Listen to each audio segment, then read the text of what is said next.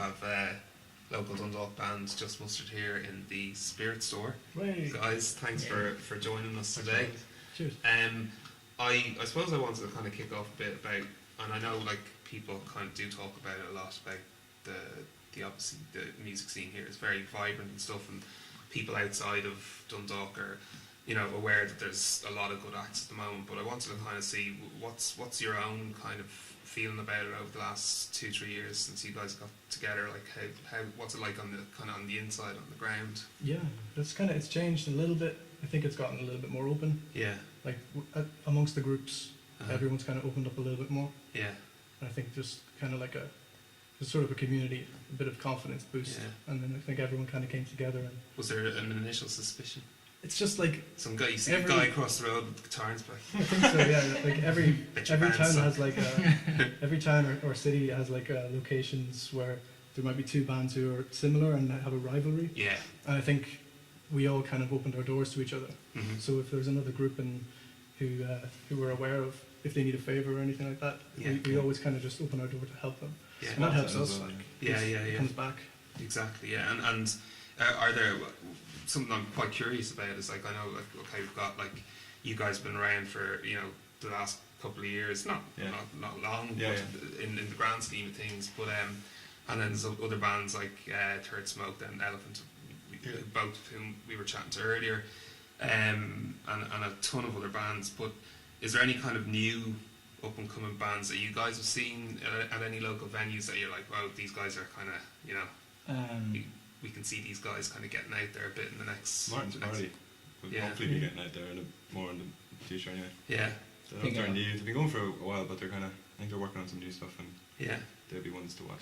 There's a connection there with TPM, isn't there? And the Boys on the False Chorus, Boys on the Dome, one of the best music videos I saw last year.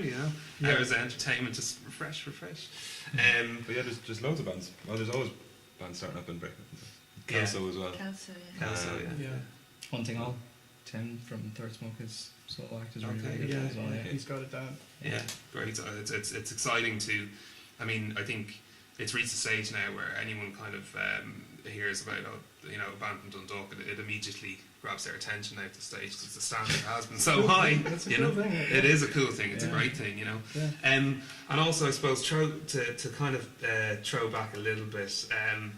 You guys released your first single, which I know Katie's dying to talk about. It is Lemon Smile in around August 2015. How have you found things since that kind of point? I think when the video for Greedy 8 came out before the debut EP, that really kind of made people kind of go, oh, they mightn't have heard you. Like obviously locally you would have been well known, but might have outside of Dundalk, kind of Greedy 8 kind of video really kind of made people kind of sit up and notice you. I mean, like the Lemon Smile thing was like we hadn't played any shows, I don't think, or really done anything, so it was just like a way of getting the ball. Being like a way of letting people know what we sound like, and so if they know if they want to come see us or not. Yeah. But, I think it was like it contained our influences, like any of our shared interests. Kind of went into that first thing. And the EP as well, I'd say. And the EP too had a lot of more. that. Yeah. But I think then as you grow together, you kind of start self-referencing your own kind of thing, and then you just build up your communication because it's only really 2 years or so, I think. Yeah. Something like that. So yeah. Does it feel like longer? Maybe. Sometimes. Maybe, yeah. And I suppose as well, like a lot of kind of your sound is quite unique. Obviously, a lot of bands kind of to be very blunt like about it. They're like, oh, you like Oasis too, or you like Arctic Monkeys too. Let's make a band. Obviously, that's clearly not the case with Just Mustard. So, how did you guys, with such a kind of, I suppose, unique sound that Just Mustard have, how did you guys gravitate towards each other in terms of the type of music you like to create together? Oh, we grew up together in town here. Just secondary school, we were just listening to the same bands together. Yeah. So you wouldn't let me join your band? Let's not talk about it. Be our drummer. Let's not dig up bones. Not over that. But yeah, no. Well, we probably met each other first. We were friends first. Yeah. And I think how we met was a situation where we were in school together. Mehdi was in the year ahead of me.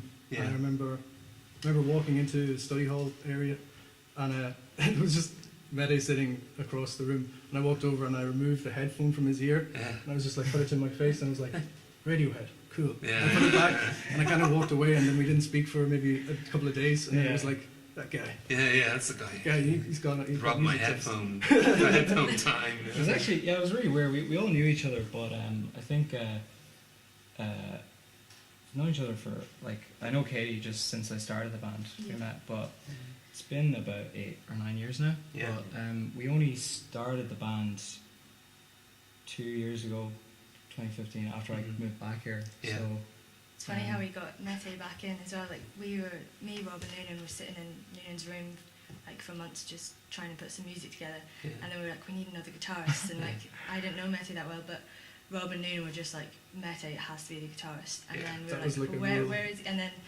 looked out the window and Mete's just walking past, so we just like ran out and were like, And he's been in Mete! college, like in a different county for many I've years. seen you like twice for like 3 years. Right. You were there Yeah. with your big bag and your back coming back. Yeah. It's like, Back in the small hey, town. get in here. it's a back in a small town. I remember sitting in the room and David saw him and just ran downstairs, like sprinted downstairs. We had like an apartment and he came downstairs around, and he went outside and 5 minutes came back in and he was like, yeah, he's in. Nice. The deal was done. was it. Yeah. And it just kind of, I suppose, touching again on the local scene.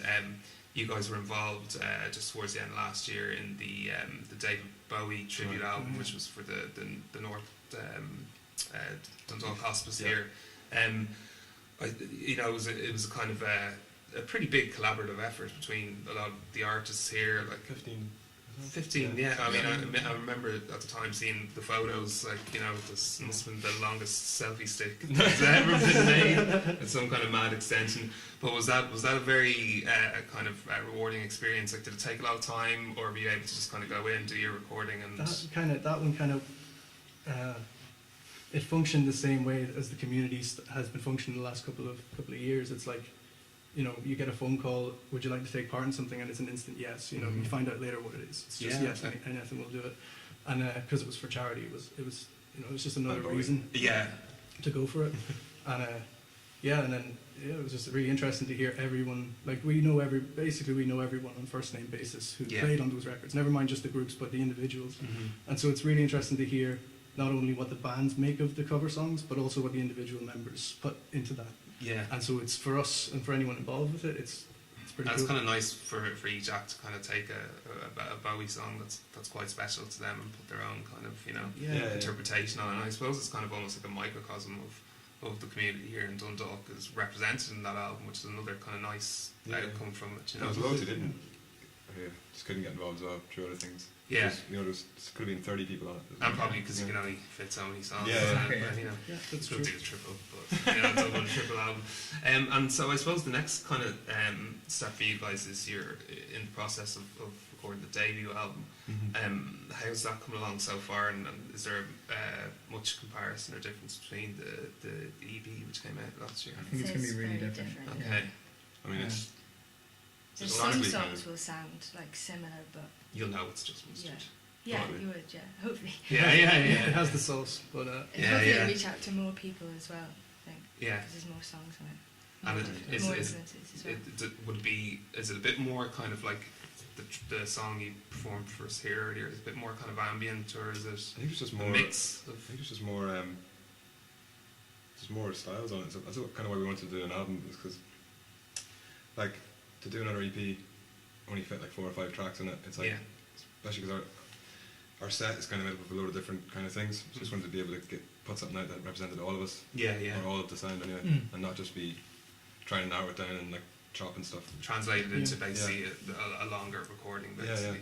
like a live set would kind of go through different sort of plateaus and Yeah. peaks and troughs and all sorts. Exactly. And so to get that effect in a recording, you the kind of have to songs. have at least 10 songs. I mean, Yeah. it depends on the time really. Like, I mean, Yeah. you want to sit down and you want to dedicate your 20 minutes maybe to, And to a that tricky experience. thing to replicate in on a record as well, like from translating that kind of live. We're super interested in recording what we sound like Yeah, true to the ear when we're live. yeah, It's trying to get that experience into a record yeah. rather than trying to get a record that projects what you hope you would sound like live. Exactly. I mean, and there's certain kinds of music that work perfectly well with the sort of studio album. Yeah. But I just feel like there's a communication thing that you Mhm. need to between us as Definitely for the first one as well. We want to sound like what, you know, you don't want to be lying to someone who's going to go, this is what we sound like. Yeah. Yeah, there's They a turn bit up of- and Get into it. they're popcorn.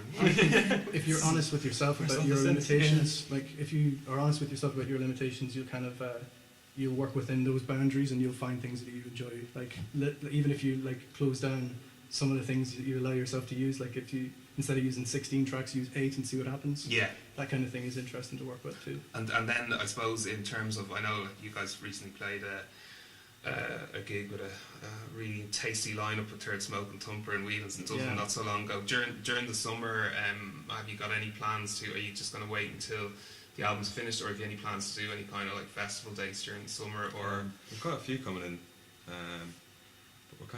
we're just really focused on the album at the minute. Yeah. I mean, we're doing Fantastical and two local festivals really at the minute. Arcadian Field, yeah, which is only started last year, and it's a really good one. it's got off to a very good Yeah, start. it's a really good festival. I hope it picks up because people running it are. It's a really good crew running It's it. just Yeah. fun. It's Yeah. just that you can. You have to say that. But guys, listen, thanks so much for chatting to us here in your home venue. And Thanks very much. Excuse the pun, your spiritual home. Yeah. And people will, catch you guys on when the releases come out and everything. Hopefully You'll be on Absolutely, Spotify, Bandcamp, and Facebook and everything. So All that business. yeah. Keep on keeping on, guys. And thanks so Thank much you. for Thanks chatting for to us. having us. Seriously. Cheers, Thanks very much. much. Cheers, Cheers, man. guys. Thanks so much.